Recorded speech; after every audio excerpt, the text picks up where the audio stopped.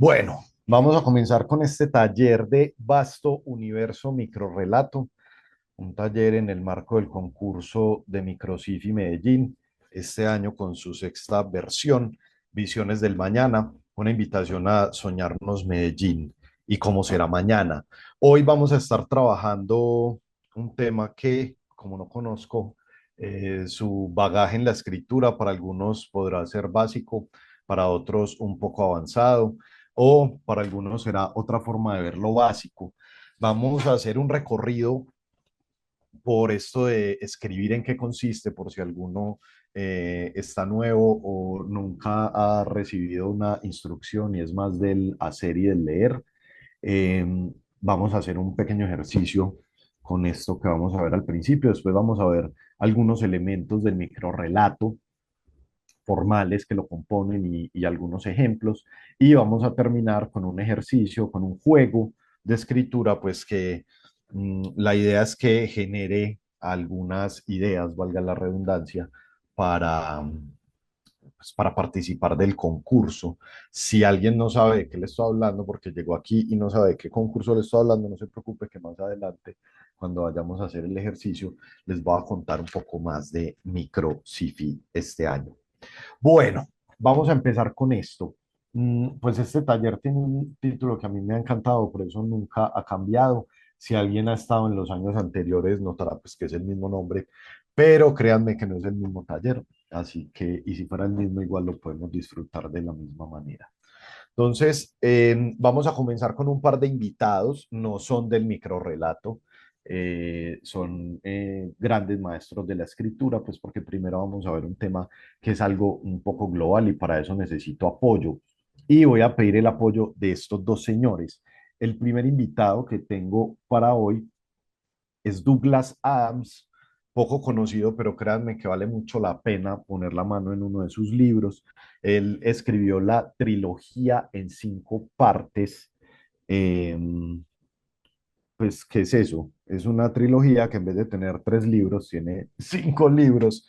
Él es un inglés, escritor de ciencia ficción, y es muy reconocido por su guía del autoestopista galáctico, que es el primer libro de su trilogía en 5 partes. Pero acabo de caer en cuenta de que yo estoy aquí hablando como si todos me conocieran y no presenté a la persona que les habla. Mi nombre es Pablo Ortiz Morales, así con los dos apellidos para que mi mamá no me jale las patas después de muerta, que me tiene amenazado, y si no que me desmienta, que muy seguramente está aquí eh, en el taller. Soy el articulador de fomento de lectura del Sistema de Bibliotecas Públicas de Medellín y pues además de eso soy maestro en narrativa y ya llevo ya unos añitos, casi 10, dedicado a enseñar esto de la escritura, pues porque es lo que me apasiona. Para eso estudié lo que estudié. Entonces, ahora sí, este señor Douglas Adams eh, escribe un tipo de ciencia ficción muy raro, porque es ciencia ficción con humor del absurdo. Entonces, la guía del autoestopista galáctico es precisamente una guía eh, digital, como transmedial, ¿cierto? Que te habla y te muestra texto y video para las personas que hacen autostop en la galaxia, ¿sí? Y es la historia de 2 personas, los únicos 2 humanos sobrevivientes después de que demuelen la Tierra para hacer una autopista intergaláctica, haciendo autostop en un imperio galáctico en el que absolutamente nada tiene sentido. Entonces son 5 libros, la historia central está en los primeros 3, pero tiene otros 2 de complemento muy interesantes que les recomiendo. Esta trilogía de 5 libros es maravillosa, pero si quieren como una prueba menos dolorosa antes de comenzar a leer a Douglas Adams, La guía del autoestopista galáctico es una película por la que él luchó toda su vida, no la alcanzó a ver realizada, murió antes de su realización, pero participó en la escritura del guión y en la adaptación. La película vale mucho la pena, no es en sí la historia, pero es parte de la historia que cuenta Douglas Adams en sus libros. Entonces, vamos a leer un poco, un fragmentico nomás de cómo empieza la guía del autoestopista galáctico. Dice así: en los remotos e inexplorados confines del arcaico extremo occidental de la espiral de la galaxia, brilla un pequeño y despreciable sol amarillento. En su órbita, A una distancia aproximada de 150 millones de kilómetros, gira un pequeño planeta totalmente insignificante de color azul verdoso, cuyos pobladores, descendientes de los simios, son tan asombrosamente primitivos que aún creen que los relojes de lectura directa son de muy buen gusto. Este planeta tiene, o mejor dicho, tenía el problema siguiente.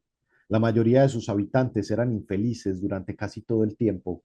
Muchas soluciones se sugirieron para tal problema, pero la mayor parte de ellas se referían principalmente a los movimientos de pequeños trozos de papel verde, cosa extraña, ya que los pequeños trozos de papel verde no eran precisamente quienes se sentían infelices. De manera que persistió el problema. Muchos eran humildes y la mayoría se consideraban miserables, incluso los que poseían relojes de lectura directa. Cada vez eran más los que pensaban que, en primer lugar, habían cometido un gran error al bajar de los árboles, y algunos afirmaban que lo de los árboles había sido una equivocación y que nadie debería haber salido de los mares. Y entonces, un jueves, casi 2000 años después de que clavaran a un hombre a un madero por decir que, para variar, sería estupendo ser bueno con los demás, una muchacha que se sentaba sola en un pequeño café de Richmond comprendió de pronto lo que había ido mal durante todo el tiempo y descubrió el medio por el que el mundo podría convertirse en un lugar tranquilo y feliz.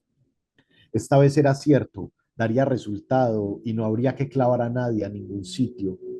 Lamentablemente, sin embargo, antes de que pudiera llamar por teléfono para contárselo a alguien, ocurrió una catástrofe terrible y estúpida y la idea se perdió para siempre. Esta no es la historia de la muchacha, sino de aquella catástrofe terrible y estúpida y la de alguna de sus consecuencias. Listo. Así empieza la guía del viaje intergaláctico. Espero que alguna de ustedes vaya al menos a ver la película porque vale muchísimo la pena. Y bueno, de aquí los que han estado en taller conmigo deben estar cansados de que traiga a mi segundo invitado, pero es uno de los grandes maestros de la escritura, indudablemente, además con una postura moral muy diferente a la mayoría de quienes escriben frente a la idea de publicar y de lo que implica ser un escritor.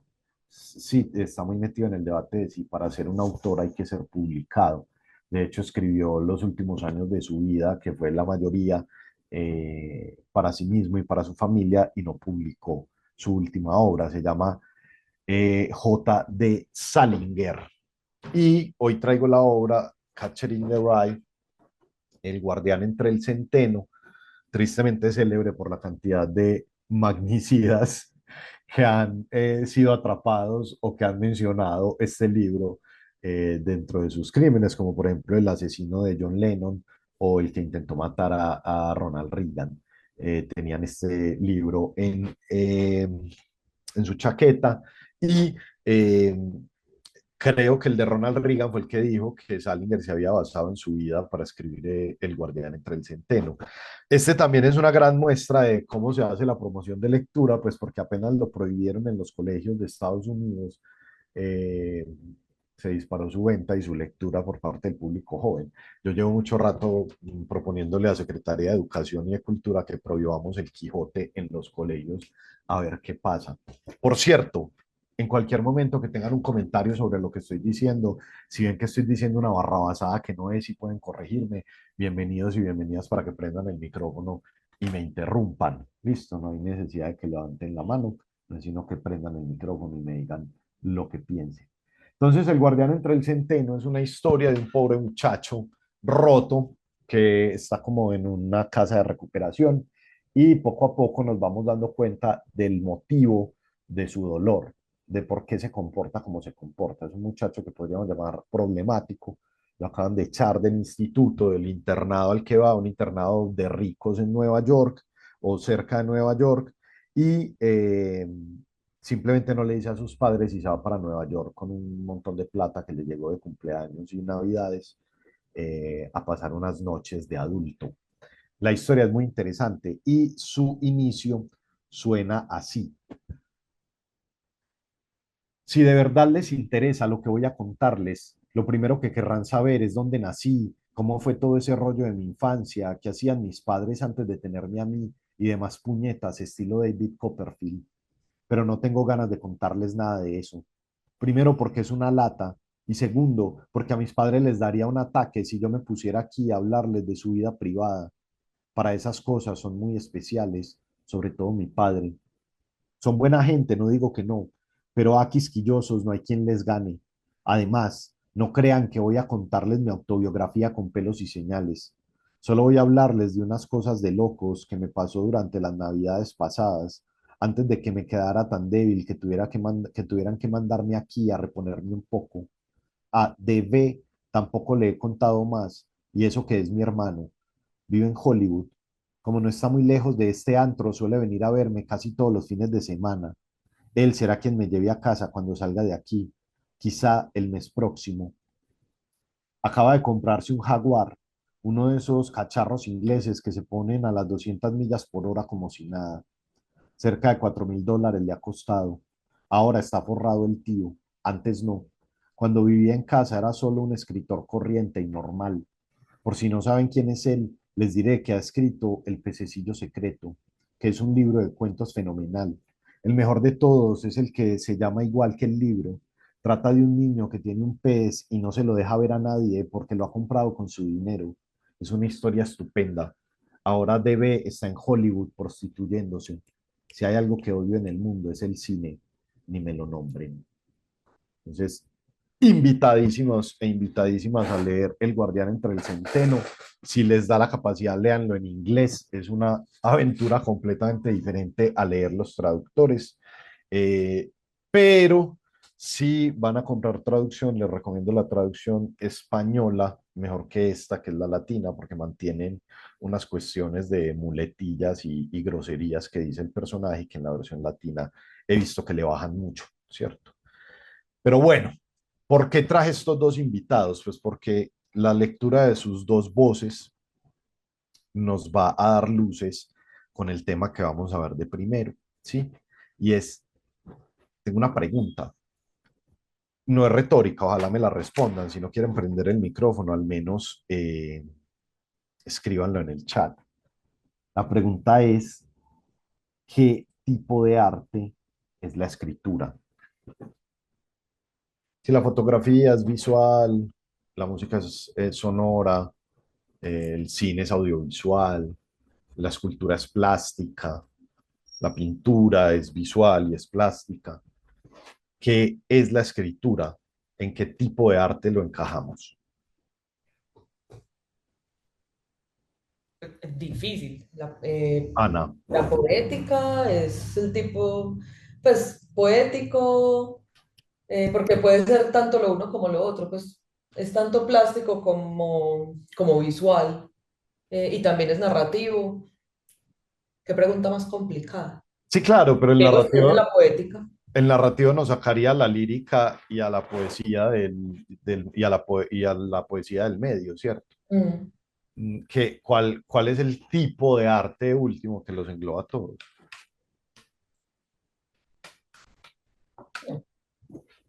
La escritura es un arte sonoro, muy parecido a la música. Lo que hacemos, lo hacemos para los oídos. Claro, son dibujos, se basa en la plástica, ¿sí? Pero el arte en sí, lo que un libro encierra cuando está escrito, está hecho para los oídos. De hecho, un escritor lo que tiene que tener es oído. Así es como logra que la prosa suene bien o que los poemas suenen bien. El que escribe canciones tiene que tener oído y no oído musical, oído métrico para escribir. Es algo que suena, es algo que está aquí en lo sonoro. Uno dice suena mal o suena bien. De hecho, todo el sistema de reglas ortográfico de nuestro idioma está basado en cacofonías y eufonías. Por eso tenemos verbos irregulares, porque si todos fueran regulares sonarían feo. Sonarían feo. Tenemos reglas para que nuestro idioma suene bonito, ¿sí? No que nos hayan impuesto, sino que nos hemos inventado formas de hacer que suene bien. Es a lo que me refiero. Entonces es un arte sonoro, lo que escribimos es una partitura que un cerebro interpreta. Claro, lo vuelven sonidos, que esos sonidos traen mucha más información que solo sonidos. que crean espacio-tiempo en la cabeza como tal. Pero al final lo que estamos haciendo es escuchar. Miren los dos autores que les acabo de leer. Con lo que nos topamos de inmediato es con una voz que nos está contando algo. ¿Alguien notó la diferencia que hay entre esos dos textos? Más allá de que uno sea realista, el otro ciencia ficción y demás, ¿cuál es la principal diferencia entre esos dos textos que les acabo de compartir?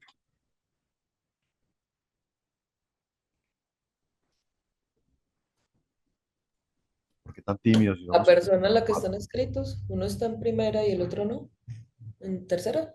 Sí, pero es que en primera, Holden Caulfield está hablando en primera sobre sí mismo hasta que empieza a hablar del hermano y Hasta ahí que no empiezo a está hablar de hablando en otras tercera. cosas. Cierto, ahorita vamos a ver un poquito sobre primera y tercera, pero en esencia, Ana, sí, es esa la diferencia, ¿cierto? En esencia es que tenemos a una en tercera y a otra en primera, pero más allá es que tenemos una voz externa que lo sabe todo, que te dice en dónde está la Tierra con respecto al resto de la galaxia y qué están pensando las personas, y te habla sobre el dinero y sobre Jesús, ¿cierto? Lo sabe todo y no está metido para nada en la historia, solo lo está contando todo desde afuera. Versus otra voz que es el mismo protagonista de la historia, metido dentro de la historia, de hecho, empieza a contar la historia al final. Antes, algunas cosas de locos que me pasaran antes de que quedara tan débil que me tuvieran que mandar a este lugar, ¿sí? Está todavía dentro de la historia, está en el final de lo que nos va a contar. Pareciera que le está hablando a un grupo de ayuda, pues como una terapia grupal, pero está hablando de su propia voz, va a contar sus historias. Esto ya nos pone en otro mundo, ¿sí? En el primero es una voz en la que vamos a creer lo que nos diga, básicamente, porque todo lo sabe, ya lo demostró. La segunda puede ser una voz en la que yo no crea. De hecho, está construida así, esta historia está construida con una voz mentirosa. Además, magistralmente, por eso les digo que la experiencia de leerlo en inglés es maravillosa, porque está deliberadamente construida para que uno no le crea. Y te das cuenta cuando está contando la verdad y cuando está contando mentiras, porque cuenta, dice muchas mentiras el personaje a otros personajes y a uno como narratario, como destinatario de su monólogo. Entonces son dos tipos de voces diferentes que se mueven en una estructura completamente diferente. Vamos a ver un poquito de eso, ¿sí? ¿Qué pasa? La intención que tiene el primer texto es la guía del viajero intergaláctico, es decir, esto es un texto que está escrito para alguien que haciendo autostop en la galaxia termina en la Tierra, ¿sí? Entonces te explica más o menos qué es lo que pasa, ¿sí? Te cuenta qué hay en la Tierra. De hecho, el chiste en el libro es que el informe sobre la Tierra es una sola línea que dice fundamentalmente inofensiva y ya no tiene más información sobre la Tierra. Pero el principio, esa voz es una enciclopedia galáctica que está recopilando información sobre el mundo, sobre la galaxia, perdón, y está diciendo todo lo que sabe sobre la Tierra, versus un personaje que está metido dentro de su propia historia, está contando su propia historia y en algunos puntos le va a interesar quedar bien, ¿sí?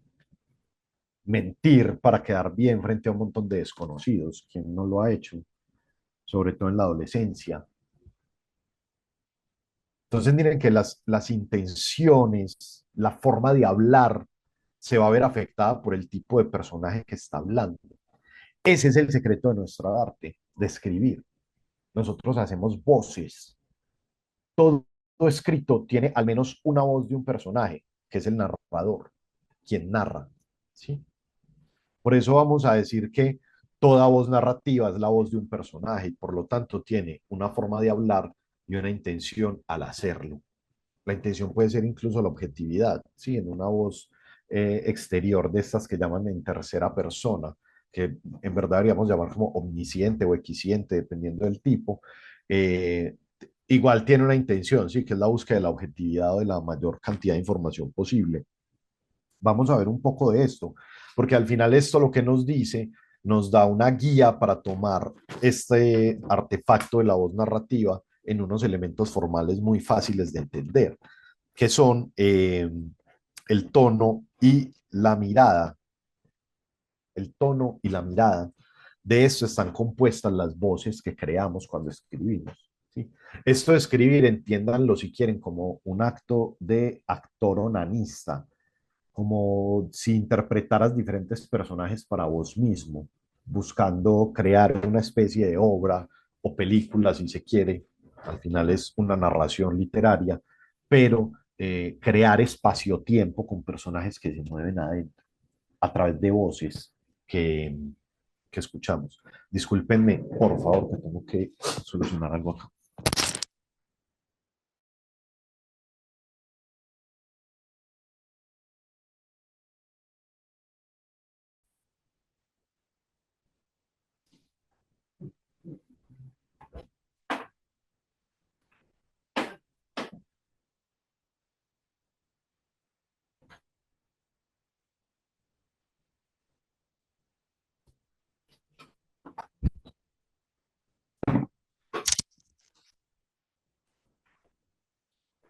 No, ustedes había dejado una gata encerrada y había que solucionarlo de inmediato. Entonces, les decía que nuestro juego es un juego de crear e interpretar personajes. Memo Ángel, que es un profesor al que quiero y admiro mucho, decía que esto de escribir es un juego para ver uno qué tan humano puede fingir que es. Es un juego para uno ver qué tan humano puede fingir que es. ¿Sí? Qué tantas emociones humanas puede fingir. Y el juego entre nosotros, entre quienes escribimos, es quién finge mejor las emociones. Lo bueno es que no hay una respuesta única ni un único ganador nunca. Pero es eso, es un acto de actor onanista, es actuar para nosotros mismos y después mostrárselo a alguien más. Entonces, este tono y esta mirada nos van a permitir entender por dónde puedo calibrar yo una voz narrativa, en lo que se supone que tendría que trabajar bastante un escritor, pues porque al final nuestro arte, como todo arte, es una búsqueda por la forma, ¿sí? Más que por el fondo, sobre todo porque los contenidos se repiten hasta el hastío una y otra vez, desde que el primer humano pintó un burro en una cueva o escribió una historia de amor. Entonces vamos a ver esto por partes. El tono. El tono viene a ser la forma en la que la persona habla. En este caso es la forma en la que la voz narrativa habla. ¿Sí? Y a esto lo van a definir aspectos como su cultura, su estado de ánimo y de conciencia, el idiolecto, que es la forma particular que uno tiene de hablar. No es lo mismo cómo habla una enciclopedia universal que cómo habla un niño adolescente en terapia. No es lo mismo, aquí de pronto todos hemos vivido en Medellín más o menos en la misma época y podemos compartir la gran mayoría de formas de hablar, pero cada vida particular eh, se marca de formas diferentes. El léxico que se adquiere y la forma en la que se habla tiene un montón de cuestiones personales individuales. Yo tengo dos primos que durante mucho tiempo hablaron, parecían doblados al español por Palmera Records, sí, hablaban como caricatura con doblaje mexicano, porque crecieron viendo televisión básicamente y su dialecto fue afectado. El estado de ánimo y de conciencia alteran la voz narrativa o podrían hacerlo. Por ejemplo, Aire de Tango.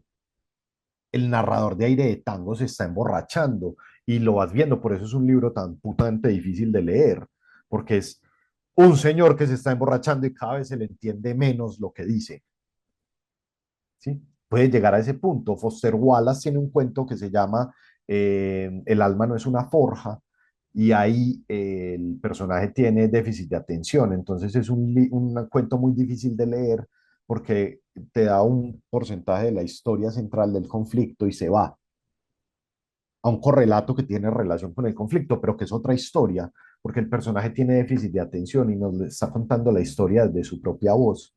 Entonces no se concentra para contarlo, ¿sí? Y la cultura, ni se diga, ¿cierto? La cultura afecta indiscutiblemente la forma en la que se habla, el acento, las letras que se tragan, las palabras que se usan, si es crispeta, palomita, maíz pira o pochoclo. Sí, va a depender de yo en donde crecí y donde aprendí a comer crispetas. Sí. La mirada. La mirada ya viene siendo el punto de vista desde el que habla una voz, que le metemos matices. El personaje, la voz narrativa, tiene una forma de hablar que definimos conscientemente y luego le aplicamos la mirada. ¿Cuál es la intención detrás de lo que está contando? Vuelvo al ejemplo de los dos invitados de hoy, ¿sí? No es lo mismo esta enciclopedia galáctica que tiene una necesidad de objetividad, entre comillas, porque igual es humor, pero esta necesidad de objetividad y lo sabe todo y te lo cuenta todo, no necesita esconderte información. De hecho, te cuenta cosas innecesarias porque te dice, esta no es la historia de esa muchacha, sino de esa catástrofe, ¿sí? No es lo mismo la intención del personaje que está tapando las cagadas que hizo, ¿sí? Y además como adolescente, que también quiere chicanear, porque hay una escena con una prostituta que cuando lo leímos en mi taller, estuvimos de acuerdo en que nunca pasó, ¿cierto? Que solamente lo estaba contando, pero que fue algo que se imaginó cuando se cruzó al chulo y a la prostituta en el ascensor. Entonces, este es el punto de vista del que habla, desde el que habla, y este la van a definir aspectos como la relación con el interlocutor, si lo hay, pues que si la relación es de autor-lector, eso también es una relación con el interlocutor, las intenciones que tiene al contar, lo que les acaba de decir, la ideología que tiene. ¿Sí? Las ideologías afectan las formas de hablar y las intenciones de lo que se dice y sobre todo de lo que se calla. Hay un libro que se llama Sostiene Pereira, yo nunca me acuerdo del nombre de Tabuki, pero es de él. Listo, sostiene Pereira. Es un libro sobre la revolución salazarista, no, sobre la dictadura salazarista y la revolución de las flores en Portugal. Y la voz narrativa, creo yo, que es la de un abogado defendiendo a alguien en un juicio, porque todo el tiempo tiene una muletilla, un leitmotiv que dice, sostiene Pereira que el día de los hechos, sostiene Pereira que esa mañana estaba, sostiene a Antonio Tauki, muchas gracias Luisa, muchísimas gracias, Antonio Tauki. Entonces, claro, la intención de un abogado hablando en un juzgado no es la misma de la mamá desahogándose con sus amigas por la cagada que hizo el chino en la mañana. ¿Sí? Las intenciones de mi voz son algo que yo también debería tener controlado y definido, no necesariamente desde un principio, pero sí para la entrega final de un texto. Yo quiero saber quién es el personaje y por qué está contando esto para saber qué cuenta, qué no cuenta y qué exagera. Vamos a ver un poco de los tipos de voces narrativas, porque yo en cuanto empecé a ver la voz narrativa desde el tono y la mirada, desde la cantidad de información y la forma de información y la forma de contar esa información, la forma editorial en que me enseñaron a ver las voces narrativas y que seguramente si han habitado el mundo de los talleres de escritura o de formaciones superiores, les han mostrado, es esto que nos decía Ana al principio, ¿cierto? Uno está en tercera y el otro está en primera persona. Sí, lástima que este taller sea tan corto, pero si no me extendería aquí porque tengo una carpeta de ejemplos de cuando una primera persona se convierte en tercera, ¿sí? Que pasa muchísimo y por qué no me dice tanto como algo que les voy a proponer. Entonces, según la perspectiva gramatical, lo tenemos por la conjugación de la mayoría de verbos. Primera persona, hice, dije, gané. Tercera persona, hizo, dijo, ganó. O segunda persona, haces, dices, ganas, que esta es maravillosa. Los invito a que la exploren en un cuento de terror. Los que jueguen juegos de rol están muy familiarizados, sobre todo si juegan como máster, están muy familiarizados con la segunda persona como voz narrativa. Es increíble porque pone el lugar de protagonista de la segunda persona es el que está leyendo. Entonces no es lo mismo, no es la misma relación con el texto si yo soy el destinatario del texto que estoy leyendo. Yo los invito a que lo ensayen en un texto de terror. Pero esta perspectiva gramatical se queda corta frente a la naturaleza del personaje que habla, ¿sí? Y aquí no me voy a extender mucho, solo les voy a dar la degustación porque si no nos vamos a quedar aquí hablando de las internas y las externas, pero vamos a tener voces que son internas, que narran desde adentro de la historia y a las que yo les voy a tener que crear una personalidad y un motivo y sobre todo entender cuál es el rol dentro de la historia. Si la historia me la va a contar un protagonista o un testigo. Y si no es ninguna de estas, ¿por qué estoy usando una voz interna? ¿Sí?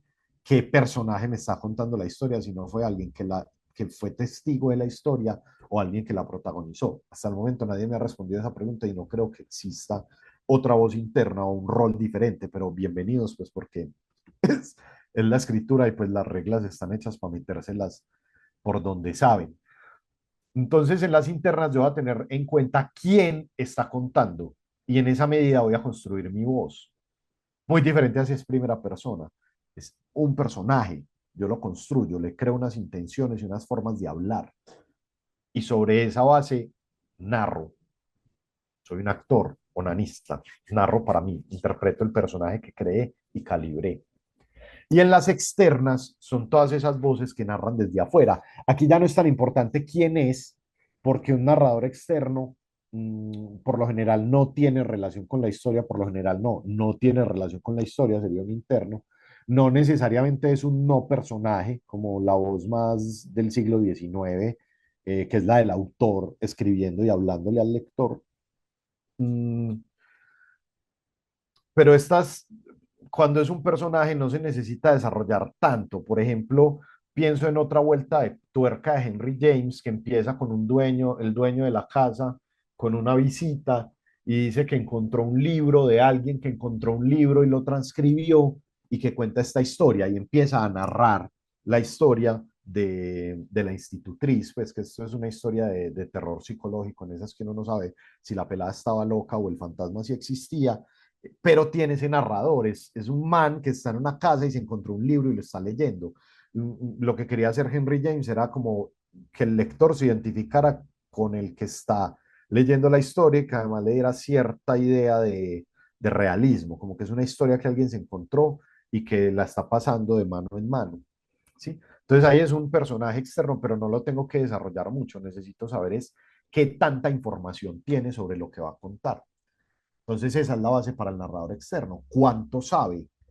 Si es un narrador omnisciente que lo sabe todo, si es un narrador equisciente que sabe lo que sabe un personaje, o si es el narrador mal llamado cámara que solo sabe lo que se siente alrededor, pero no se puede meter dentro de las cabezas de los personajes puntualmente. Nombre en construcción, voy a proponer un nombre nuevo para el narrador cámara, porque cámara hace que se quede la sensación de que está como muy afuera y solo puede decir lo que se oye y lo que pasa, pero no, es un narrador que puede tener opiniones también.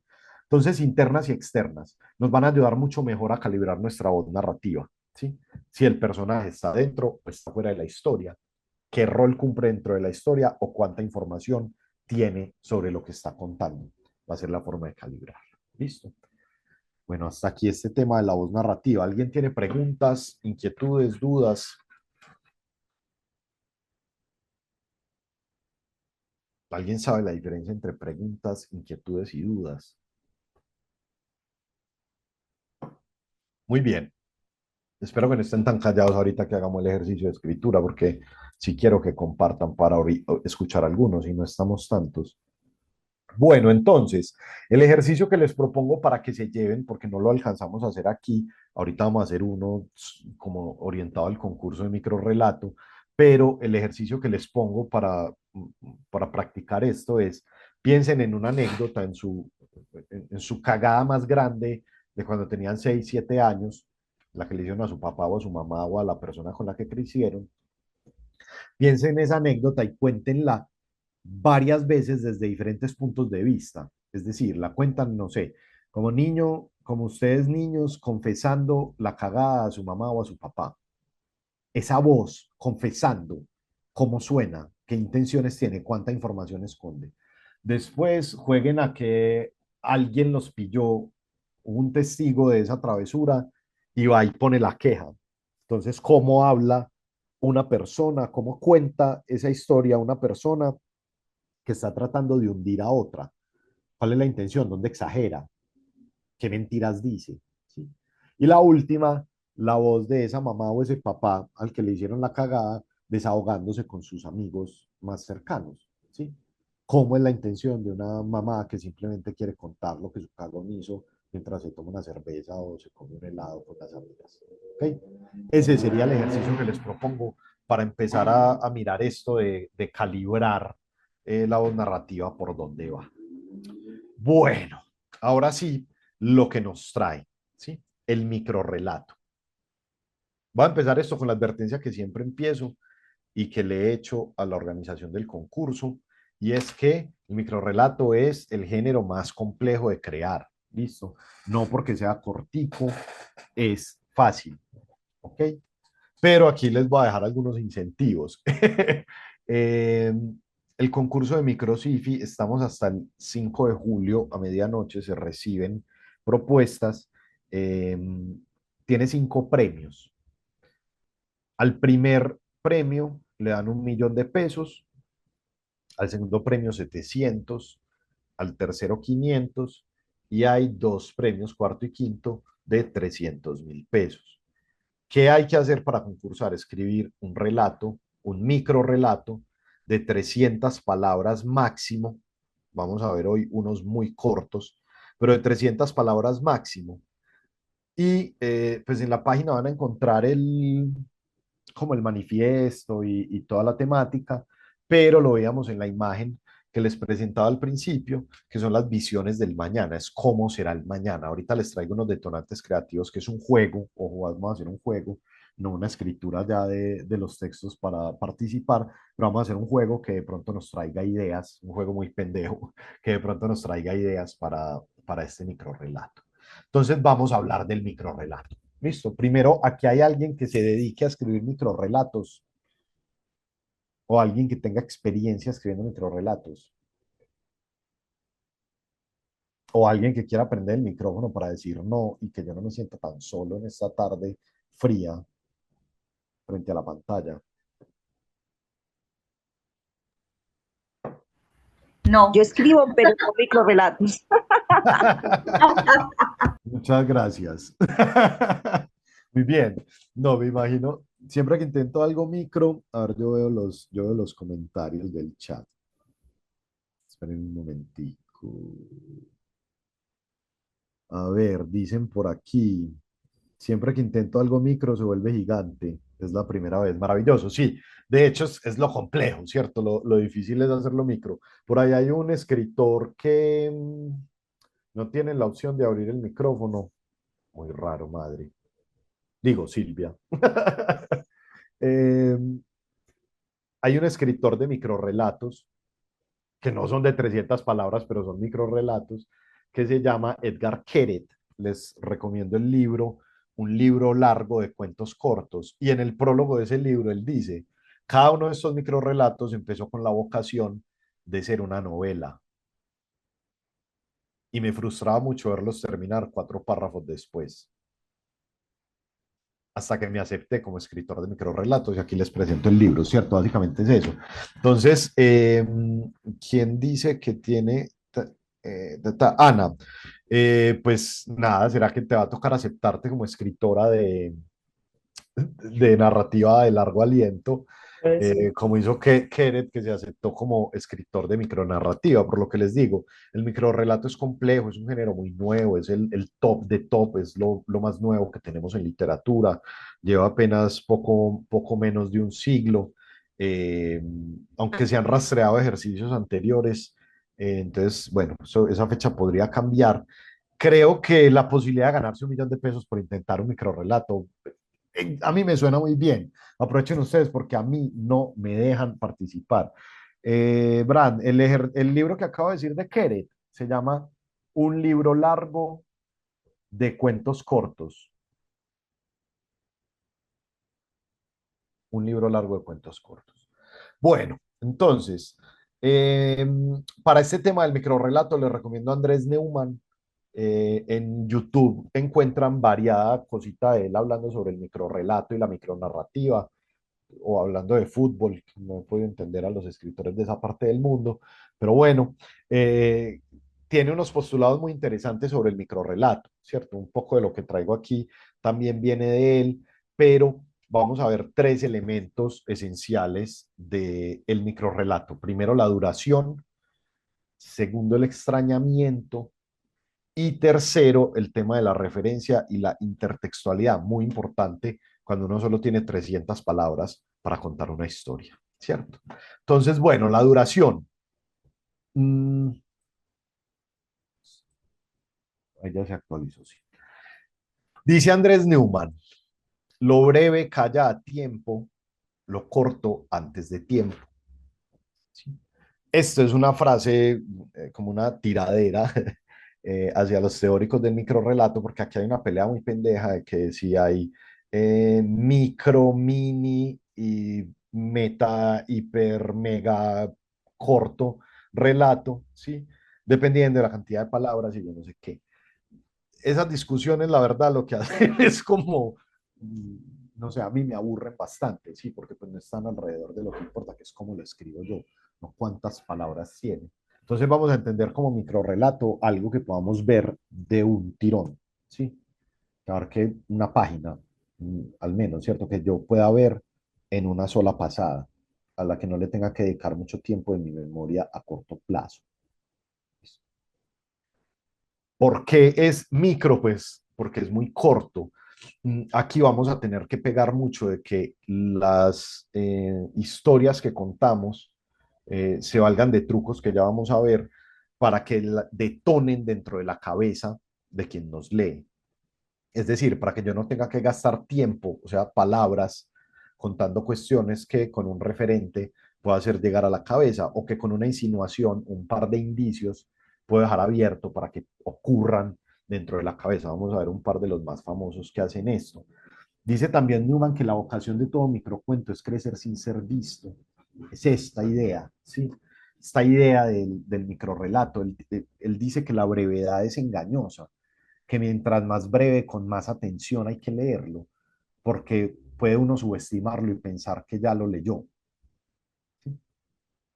Entonces, la duración del microrrelato la vamos a entender como, obviamente para el concurso son 300 palabras, no nos podemos salir de ahí, pero lo vamos a entender como algo que quepa en un vistazo, que yo pueda pasar, que no tenga que pasar hojas, que no tenga que hacer scroll o no mucho con el mouse, ¿sí? Si estoy leyendo digital o que no tenga que pasar muchas hojas en mi dispositivo, que yo de un solo vistazo asista a todo el cuento.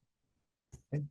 Tenemos uno de los microrrelatos más famosos y para mí más aburridores de la existencia, que se llama El dinosaurio de Augusto Monterroso.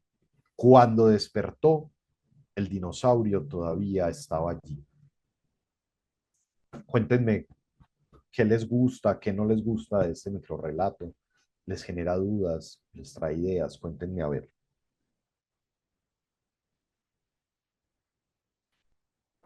¿Qué les gusta o qué no les gusta del microrrelato de Monterroso?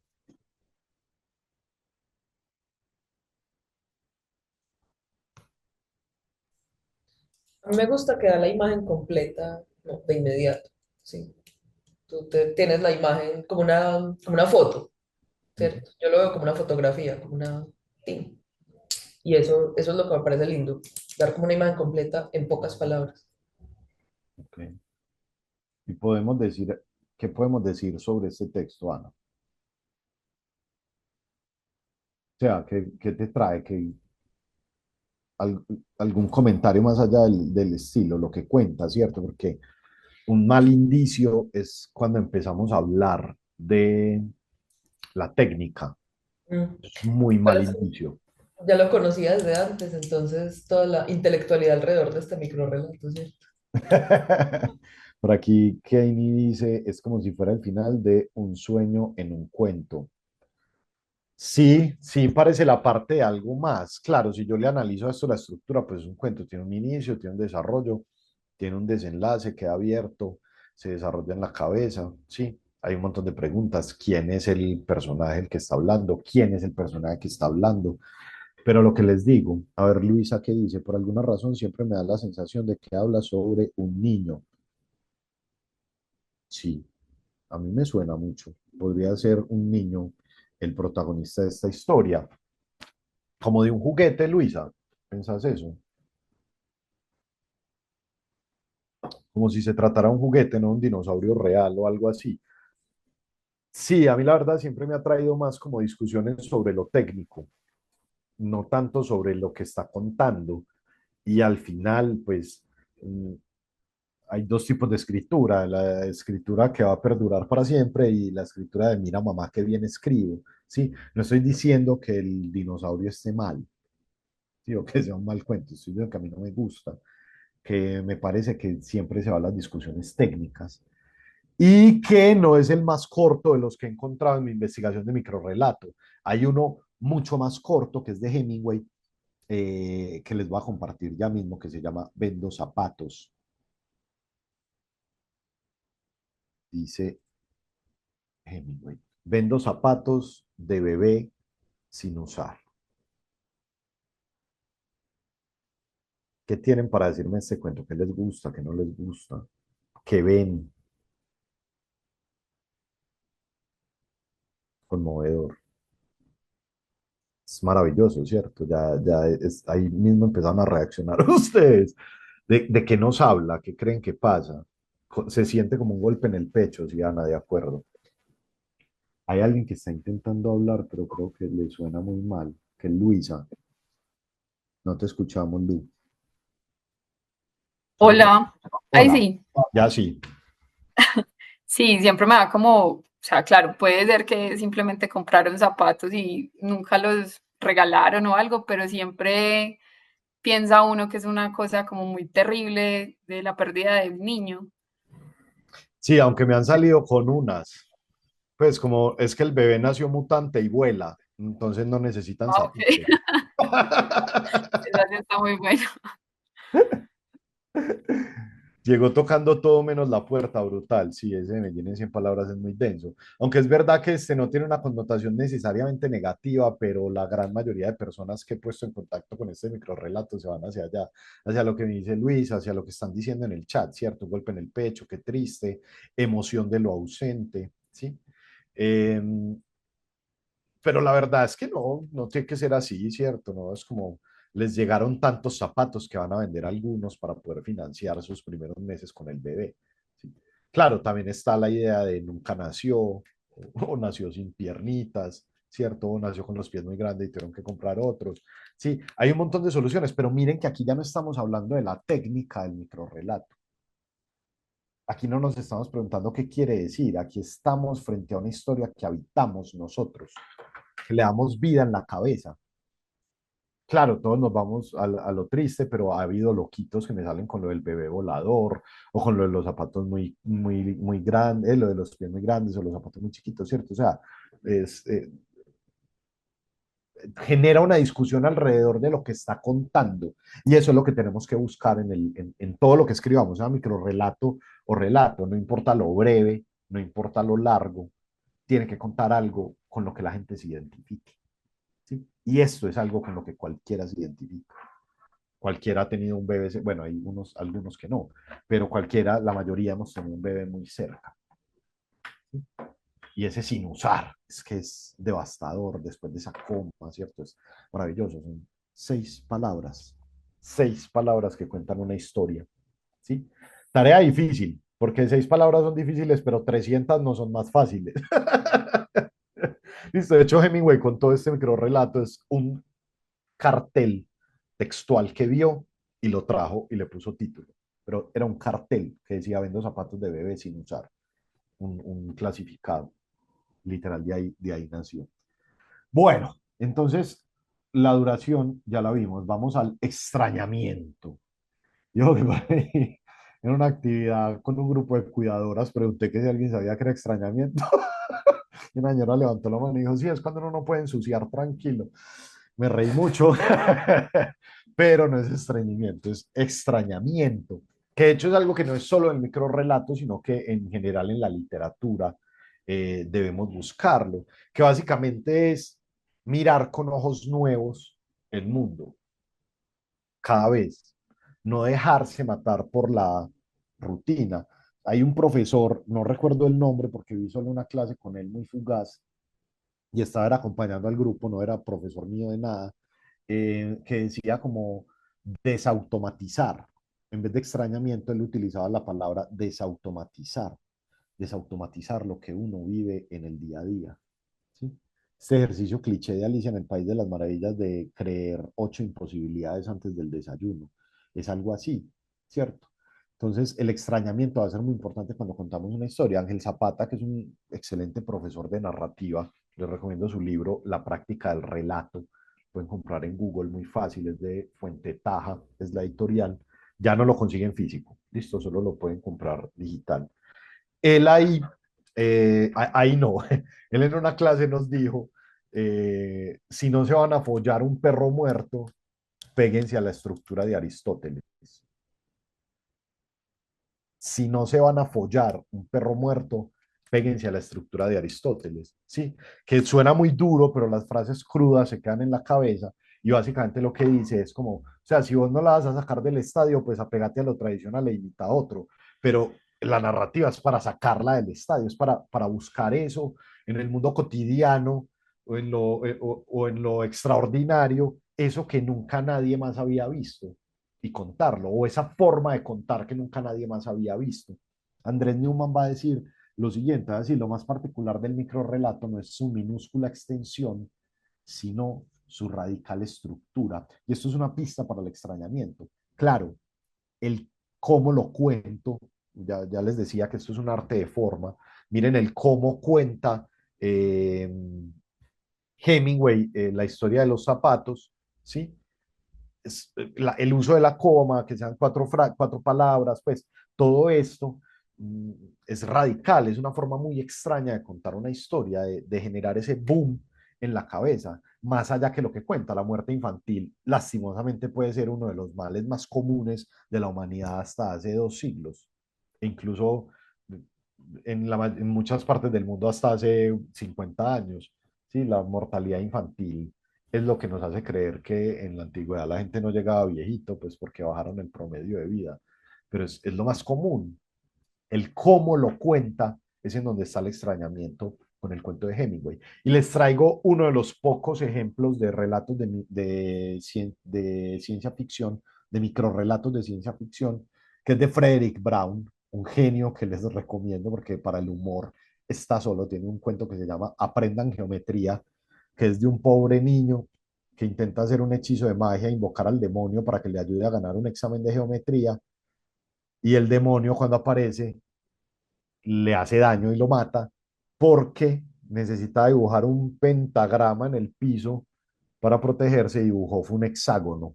El cuento es maravilloso, es súper cortico, se llama Aprendan Geometría de Frederick Brown, pero hoy les traigo el final de Frederick Brown y dice así. El profesor Jones había trabajado en la teoría del tiempo a lo largo de muchos años. Y he encontrado la ecuación clave, dijo un buen día a su hija. El tiempo es un campo. La máquina que he fabricado puede manipular e incluso invertir dicho campo. Apretando un botón mientras hablaba, dijo, esto hará retroceder el tiempo. El retroceder hará esto, dijo. Hablaba mientras botón 1 apretando. Campo dicho, invertir incluso E. Manipular puede fabricado E que máquina la. Campo un es tiempo el. Hija su a día buen un dijo. Clave ecuación la encontrado E. Y años muchos de largo lo a tiempo del teoría la en trabajado había Jones profesor el. Final el. ¿Quién no la cogió? Porque me ha pasado. ¿Quién no cogió lo que acaba de pasar en el texto? Es un juego con la estructura misma de las frases, ¿sí? Nos mete dentro de casi como una metaliteratura en la que la sintaxis se ve afectada por lo que está pasando dentro de la narración, ¿sí? Para los que han visto clase conmigo, es cuando el nivel de las acciones interfiere en el nivel de la narración, ¿sí? El profesor Jones hunde el botón y el tiempo de la narración empieza a ocurrir al revés, ¿sí? Entonces, miren, otro cliché, el viaje en el tiempo, contado magistralmente de una forma única, fascinante, como dice Brad, ¿sí? Fascinante. Este cuento es fascinante, a mí me encanta. Yo le besé la cabeza a la persona que me lo compartió cuando me lo mandó. Literalmente le di un pico en la frente y le dije muchísimas gracias por esa maravilla, porque es muy único, es muy extraño. A mí me llena el cerebro de ideas, ¿sí? Bueno, creo que aquí me acaban de sacar la mano los dispositivos y la segunda pantalla dijo, ya no voy más, hasta aquí te ayudo y quedé un poco en pelota.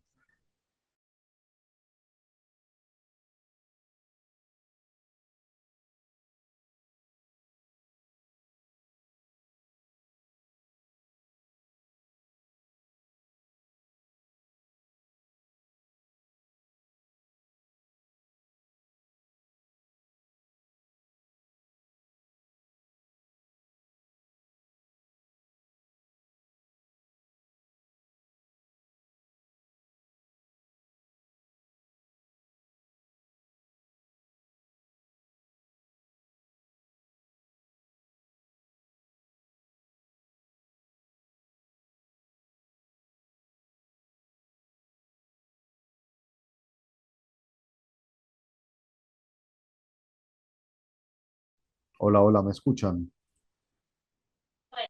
Yo sí te Ah, escucho. bueno, qué Se pena. había caído. Sí, una cosa rara aquí pasó con lo que tenía como segunda pantalla, sacó la mano y me desconectó. ¿En qué me quedé? Habíamos terminado de leer el cuento y estabas comentando. Ok, listo, El pico regálenme en un la frente. momentico. Estaba hablando del pico en la frente, muy bien. El pico en la frente a Cristian, que fue el que me compartió esto. Bueno, ahí están viendo otra vez mi pantalla, ¿cierto? Sí. Sí, Listo. Bueno, entonces, les estaba diciendo cuando me di cuenta de que estaba hablando solo, que esto del extrañamiento es muy complejo. Listo, no es algo sencillo, no los voy a engañar. No es lo más fácil del mundo. Sí tengo un consejo para darles y es no lo busquen en ideas que nunca se les han ocurrido, o mejor, no lo busquen afuera. El extrañamiento, la visión novedosa del mundo, la capacidad de desautomatizar la cotidianidad, no está afuera, está adentro, está en lo que es obvio para nosotros, en esa forma particular que tenemos de ver las cosas, que a veces no nos damos cuenta de que es particular porque la callamos, ¿sí? Pero búsquenlo aquí, en uno. Ahí es donde está el extrañamiento, en tu forma particular de decir las cosas, de relacionarte con el mundo. Ahí es donde vamos a encontrar el extrañamiento. ¿Ok? Bueno, y la referencia y la intertextualidad, para que nos dé tiempo para el ejercicio, igual es un ejercicio corto, terminamos a las 7, un momentico, es porque, esto es muy importante en el microrrelato, ¿listo? Porque piénsenlo, tenemos 300 palabras para contar una historia. Si yo me pongo a crear un personaje, lo tengo que escribir, te lo tengo que mostrar, pero yo puedo utilizar a Aquiles. Y si yo digo Aquiles, el 100% de ustedes probablemente sabe yo a quién me estoy refiriendo y va a pensar al menos en el talón o en Troya, ¿cierto? Si yo digo la liebre y la tortuga, ustedes ya saben. Si yo digo Hansel, ustedes ya saben quién es. ¿Sí? Si yo digo Pablo Escobar, ustedes ya saben quién es. A esto se refiere el tema de la referencia y la intertextualidad, a utilizar el conocimiento cultural universal, palabra tan egocéntrica, eh, a nuestro servicio para transmitir las ideas. ¿Sí? Andrés Newman dice, un microcuento empieza entre comillas y termina en puntos suspensivos, que me encanta, ¿cierto? Esta frase a mí me encanta. ¿Cómo así que empieza entre comillas? Empieza con referencia, con algo que remita al lector a un punto de anclaje para el cuento. Y termina en puntos suspensivos, por esto que veíamos al principio, de que la historia termina dentro de la cabeza de quien lee. ¿Sí? Ahí es donde se termina de completar. ¿Sí? Ahí es donde ocurre la magia, por decirlo de alguna manera, que por eso es que me gusta tanto el ejemplo de Vendo Zapatos y el dinosaurio, porque el dinosaurio, créanme, nunca me ha llevado a una conversación sobre lo que está pasando en la historia. Y Vendo Zapatos siempre me ha llevado hacia allá, siempre ha detonado algo diferente a dudas e inquietudes sobre el escritor, como las del dinosaurio. Vendo Zapatos desata emociones en la cabeza, sentimientos y unas dudas sobre lo que le ocurrió a los protagonistas de la historia, ¿sí? Entonces un microcuento empieza entre comillas y termina en puntos suspensivos. Les traigo un cuento de Monterroso, que es muy buen ejemplo de intertextualidad, sobre todo porque tiene una intertextualidad directa y una referencia un poquito difícil de coger, ¿sí? Entonces dice La tortuga y Aquiles de Monterroso. Por fin, según el cable, la semana pasada la tortuga llegó a la meta. En rueda de prensa declaró modestamente que siempre temió perder, pues su contrincante le pisó todo el tiempo los talones. En efecto, una 10.000 trillonésima de segundo después, como una flecha, y maldiciendo a Zenón de Elea, llegó Aquiles. Bacano, ¿cierto? Cuéntenme a ver, ¿qué tal les parece? ¿Cómo ven este cuento de Monterroso, este microrrelato? ¿Qué les gusta, qué no les gusta? Me volví a ir. ¿Les llama la atención? ¿Entendieron las referencias? Hay tres referencias ahí, ¿cierto?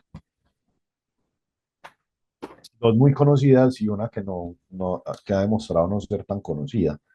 Claro, aquí cuando dice, por fin según el cable, la semana pasada la tortuga llegó a la meta, a ver, el título ya te está mandando a una cuestión muy particular, ¿cierto? La liebre y la tortuga es un título que por lo menos para mí está en la cabeza, ¿sí? ¿Te imaginaste el narrador deportivo? Sí, tal cual, mexicano de la época del Chavo, así es como leo yo esto. Entonces está la tortuga, la liebre y la tortuga. Es una carrera, hay una tortuga en una carrera. La liebre y la tortuga es un mito universal. Si alguien no lo conoce, escríbame por favor, porque me interesa mucho saber si esto se va yendo. Por ejemplo, me encontré más o menos 150 personas que no sabían jugar piedra, papel o tijera. Y me encontré dos personas que no sabían jugar teléfono roto. Mezcla cuento infantil con mitología, sí, y también con postulados de la geometría, creo que es Zenón de Lea, o de la matemática, pues, pero ese maldiciendo a Zenón de Lea, me lo tuvieron que explicar, yo no lo conocía, pero Zenón de Lea es el que dice que avanzar es algo imposible, porque cuando partís un metro en centímetros y partís el centímetro en milímetros y partís el milímetro en micras y seguís, puedes partir cada distancia hasta el infinito y no vas a encontrar nunca dónde parar, por lo que es virtualmente imposible avanzar, porque en cada centímetro está el infinito. Y hay un verso de Gabriela Parra, una poeta de aquí, que me encanta, que es eh, cuando, cuando se acerca el uno al 2 vuelve a empezar el infinito y no cabe un Dios más en la palma de la mano, que me encanta ese verso. Pero entonces miren aquí, Monterroso lo que hace es jugar con una serie de referencias que si vos no conoces, igual o alguien te puede explicar o puedes ir a investigar quién es Zenón de Lea y enterarte por qué está ahí metido, ¿cierto? Pero claro, además me encanta la idea de Aquiles perdiendo una carrera, ¿sí? El chiste de en rueda de prensa declaró modestamente que siempre temió perder, pues su contrincante le pisó todo el tiempo los talones, es una especie de clave de humor, que por cierto va a ser vital y básico para el microrrelato. Si ustedes miran en lo que vimos, salvo por los más cortos, pero en lo que vimos tienden o al humor, ¿sí? Y si ustedes se ponen a dar microrrelatos, tienden al terror, ¿sí? O es gracioso, o es terrorífico, o tienden a algo triste, ¿sí? Es como las temáticas más generalizadas dentro, por lo menos, de lo que yo he visto, o no sé si es que mis búsquedas de género me han llevado a esto más que a otra cosa, pero por lo general son textos que tienden mucho a lo humorístico, de cierta forma, en cierta medida, o que tienden al terror. Hay uno brutal que es, hijo baja a almorzar y cuando salió de la habitación su madre lo coge y le tapa la boca y le dice, quédate quieto, yo también escuché eso. Y se termina ahí. Muy bacano, no me acuerdo del autor, pero es muy bacano, ¿sí? Entonces, tirar del humor o del terror va a ser un elemento importante para la escritura de los microrrelatos para el concurso. Va a hacer que sea más sencillo lograr que la historia sea memorable y se quede en quien nos lea. Y el otro consejo es, el título es muy importante. En 300 palabras, el título va a jugar como detonante muy vital. Puede cambiar el sentido de un texto. ¿Listo? Puede cambiar el sentido de un texto por completo. La tortuga de Aquiles nos previene un poquito de lo que se viene adelante. ¿Sí? El dinosaurio de Monterroso también. Un poquito desaprovechados, muy textuales, pero jueguen con el título, que el título haga parte del cuento. ¿Ok? Entonces, ahora sí, y para que terminemos esta noche, que ya está haciendo noche, vamos a hacer el ejercicio, ¿sí? Vamos a hacer un binomio fantástico, que esto es tomar dos palabras al azar, unirlas y ver qué escribimos. Pero esperen que estaba buscando los dados y ya no los tengo aquí. Esperen un momento que están aquí al lado.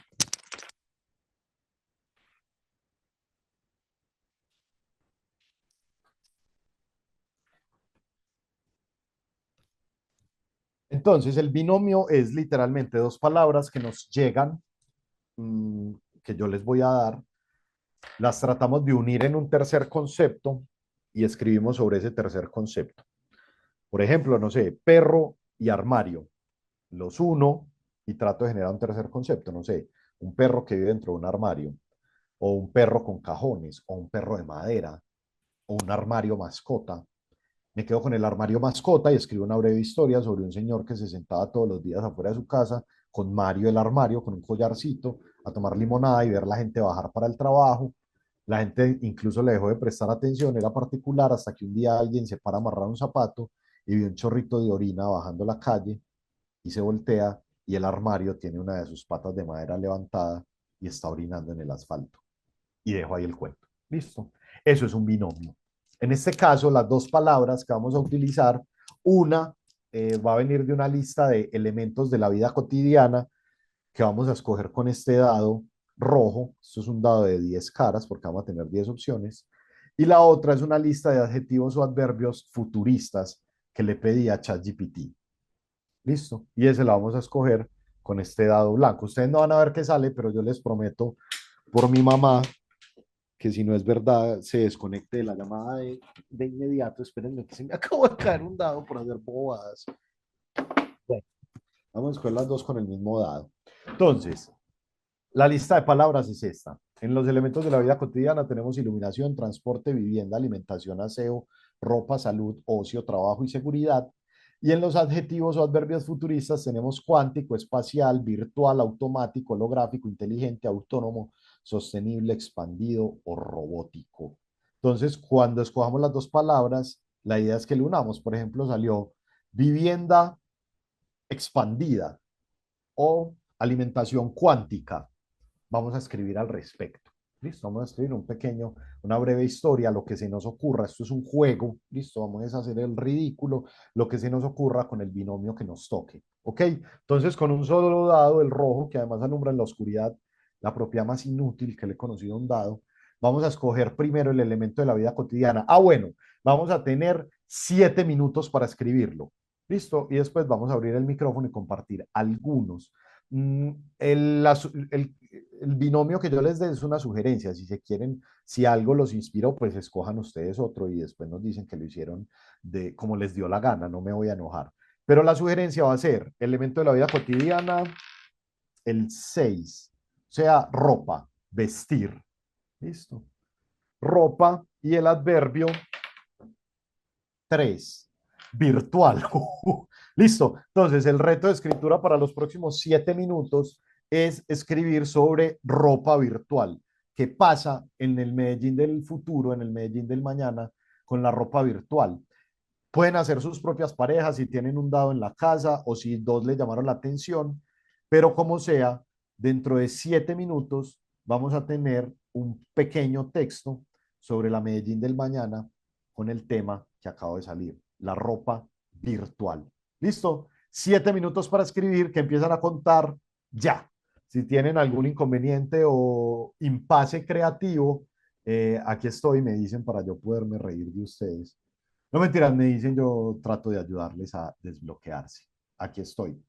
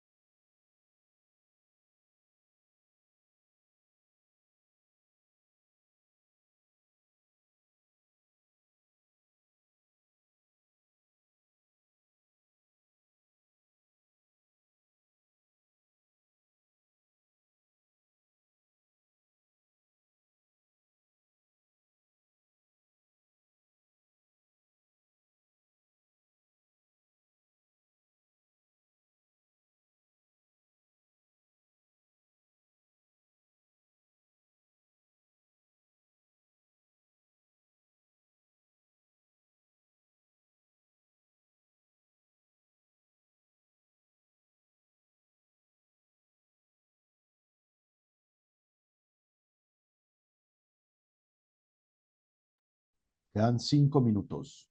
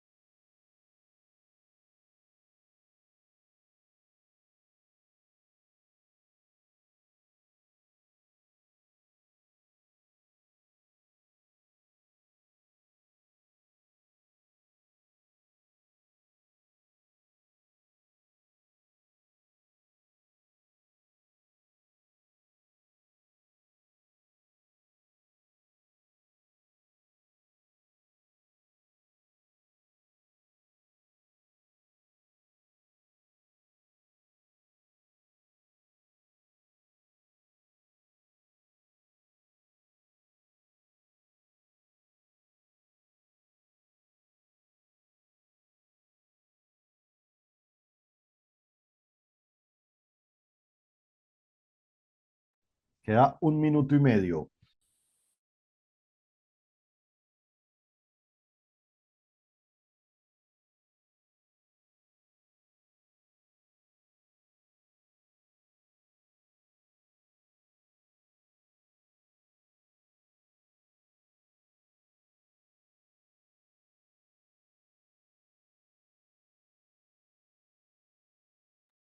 Un minuto.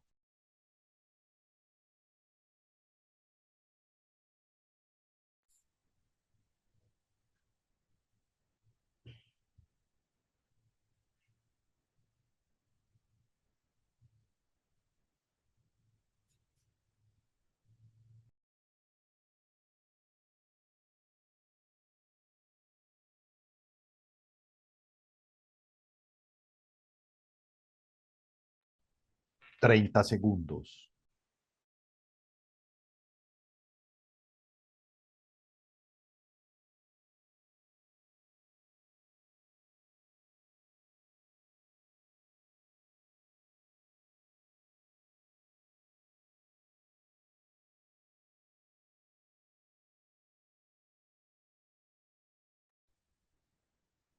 5, 4, 3, 2, 1.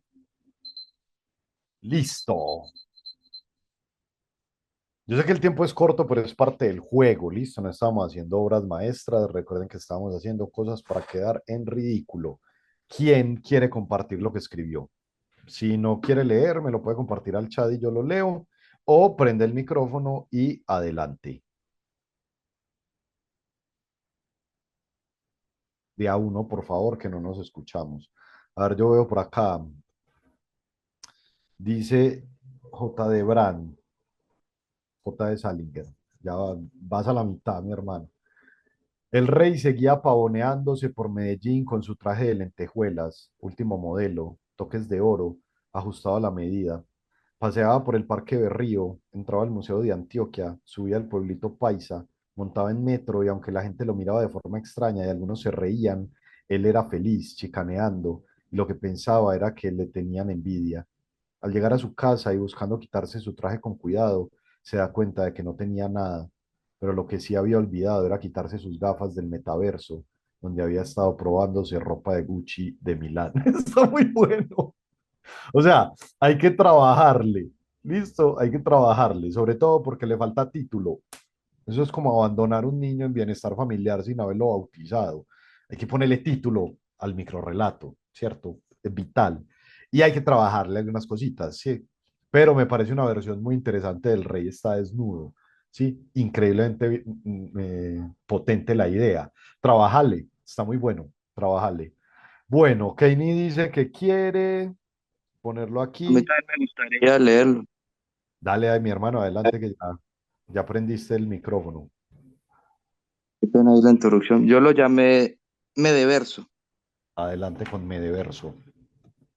Ante la gran contaminación ambiental que se vivía en el planeta, Medellín, como otras urbes a nivel mundial, decidió migrar hacia la vida digital. La ciudad virtual que se empezó a gestar empezó con el montaje de algunos edificios, la Plaza de Botero, la Catedral Metropolitana y el Coltejer entre ellos. Cuando todo estaba listo para la gran inauguración, a la red se cargaron el alcalde y los demás habitantes. Pero en ese momento nadie había caído en cuenta de la necesidad de la ropa virtual. Así que después de 30 segundos de caras rojas, el alcalde decretó cargar el hueco a la ciudad virtual. Está muy bacano, tiene muchas palabras. ¿Cómo es tu nombre? Álvaro, Álvaro, si es que decirte Natalia me preocupa un poco, pero quería saber primero. Muchas palabras, sobre todo al principio. Obvio, es un ejercicio de 7 minutos, pero la idea está interesante, la de cargar el hueco en Medellín. De hecho, volveríamos a la palabra original que le dio origen a Medellín. Pero en Medellín, eh, ¿cómo es que se llama el metaverso de Medellín? Medeverso. Medeverso, eso. En Medeverso, al principio estás hablando mucho. Mira cómo puedes resumir esa introducción en una sola frase, en algo que nos ponga ya ahí, ¿cierto? Y que nos lleve lo más rápido posible al remate que está hecho como en forma sí, le tiende al humor. Entonces, mirar cómo llegar lo más rápido posible al final. Listo. Muchas gracias por compartir. Listo, gracias. Voy a leer el de Kanye. Sin salir a trabajar, se llama. Esta semana ha caído mucha agua. Han habido fallos eléctricos constantes ocasionando daños en los cables de red. A pesar del teletrabajo, la gente que no cuenta con esta oportunidad ha tenido que quedarse en casa, ya que su ropa virtual no está funcionando debido a los fallos de energía. El consumismo acabó con la fabricación de la ropa tradicional del siglo XX. Y la última parte creo que te sobra, Kanye, ¿cierto? Es el consumismo acabó con la fabricación de la ropa. Nada, eso que queden las preguntas con las que el lector queda. Trabajale a esa falla de la ropa virtual, ¿cierto? Porque está muy interesante. Claro, si dependemos, yo tuve 20 días sin internet y casi me pego un tiro porque era súper difícil trabajar. Ahora imagínate que tu ropa dependa de poder estar conectado a la red, ¿cierto? Los problemas que eso trae. Cada vez tenemos una memoria más frágil, de hecho, de cuenta de eso. Estás poniendo un tema muy interesante desde un punto de vista al que se le puede trabajar. Listo, tengamos en cuenta que todo esto se escribió en 7 minutos. Pero muchas gracias por compartir sin salir a trabajar. Y Ana, Oli, Oli, adelante. el mío se llama Una noche nublada. El traje de su avatar tenía todas las ventajas que el Bitcoin podía comprar. Después de una noche en vela había llegado a la cima, la perfecta mezcla de accesorios y estatus para enfrentarse al mundo abierto del último juego importado de Japón. Seguía soñando con su traje 10 horas después, mientras hacía la fila para registrar la salida de la planta, incómodo en el uniforme beige que había sido su única prenda desde que llegó a la ciudad 3 años atrás, desplazado por un aguacero.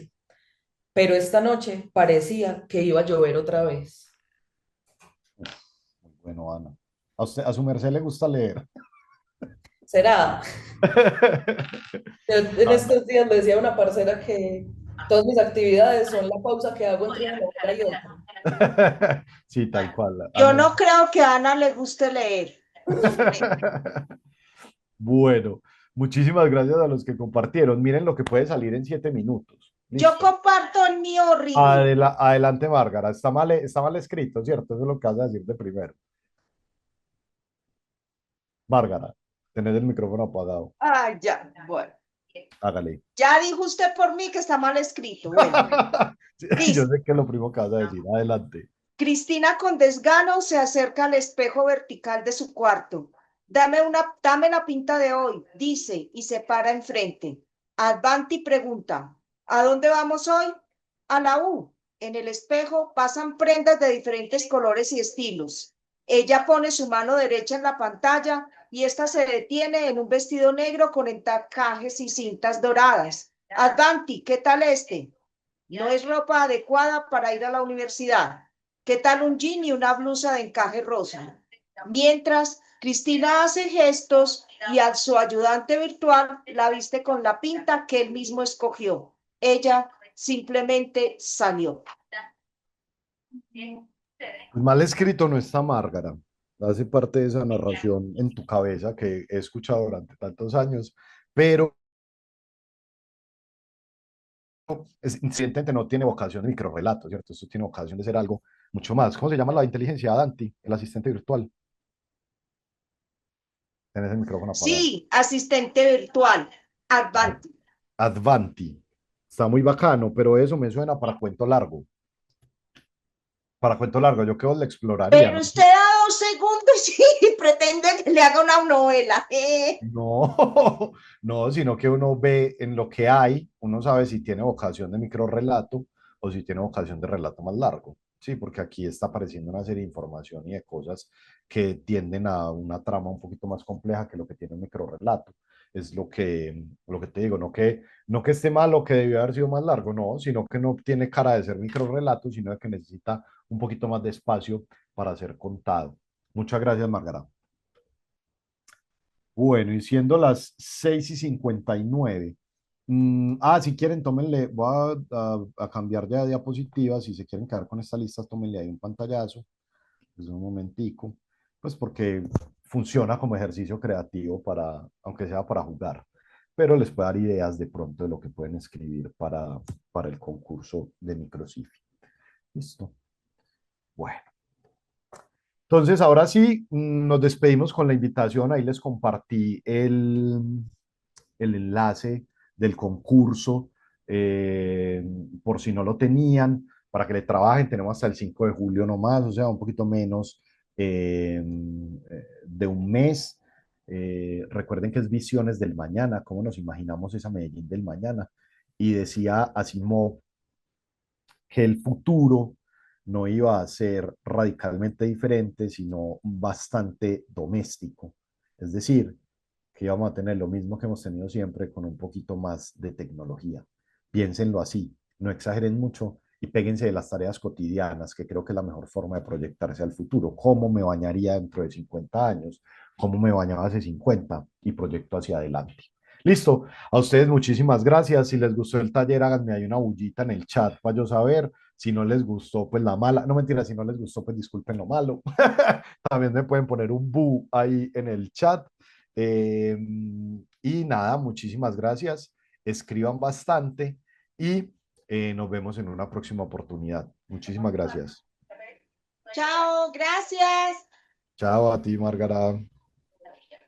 Que estén muy, muy bien.